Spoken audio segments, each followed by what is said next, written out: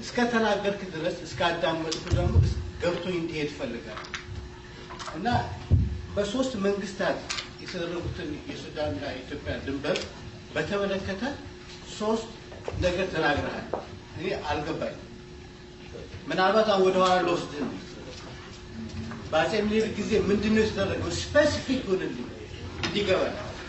በኃይለ ሥላሴ ጊዜ የተደረገው ስፔሲፊክ ሆነልኝ በደርግ ጊዜ እና ይሄ በፕሪንሲፕል በምናም እያች ሳይሆን ሬዲ በጃኑ ጊዜ ድንበር ሰጥተው ነበር አልሰጡም። እንደዛ የጉዬን መስመር ተቀብለው ነበር አልተቀበሉም። በደርግ ጊዜ ተቀበለው እንዲያለው ነገር ስፔሲፊክ ነገር እንድትነግረኝ ይፈልጋሉ። ቅድም የሰጠኝ ማስረጃ ብዙ አልገባኝም። ሌላ ቅድም አይ ቲንክ እሱ አፈቀላጤውን አልገባኝም። አስብላኛለሁ ህዝቡ ተዋይቷል የሚል የሀገር ሽማግሌዎች አዋይቷል የሚባል ነገር ተናግረዋል። በመሪጌታ የሚባሉ የዛ አካባቢ ነዋሪ የሆኑ በ96 የወያኔ መንግስት ጠርቷቸው ወደ 5-6 ሽማግሌዎችን ስብሰባ ጠርተው አናገሯቸው። 96 መሪጌታ በቪኦኤ የሰጡት መልስ አነጋገሩ ምንድን ነው ያሉ? በዚህ በኩል ነዳጅ ለማስገባት ስለምንፈልግ ለሱዳን ደግሞ ይሄን ቦታ ታዳምጠኛል ያዳምጥሽ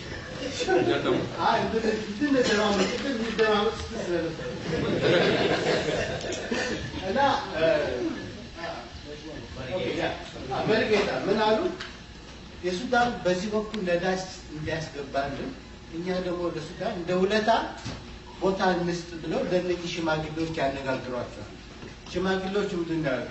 አይ የኢትዮጵያን ድንበር እኛ አሳልፈን መስጠት አንችልም ብለን ተለያየ 150 ብር የቀን አበል እየተከፈለን ነበር ይላል። አይ እዛ ያለው ሹም ተሰደበ። የማን ሽማግሌ ነው ያላክብ? የሀገር ወዳድ ሽማግሌ ላክብ ተብለው ሌሎች ካድሬዎች ሀገራቸውን የማይወዱ ተመጣጣው እና እነሱን ምን ተደረገ? ካድሬዎች ካድሬ ምንድን ከተጀቡ ካድሬ ምን እንደሆነ እናውቃለን።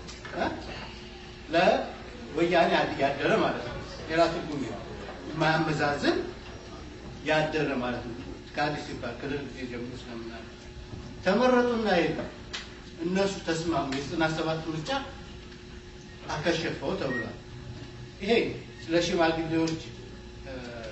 ሽማግሌዎችን አነጋግሯል ስለተባለ ነው። ግን የኔ ጥያቄ አረሳው ማለት ነው። አደረኩ ይዘራው ብላችሁ ኦኬ ታንክ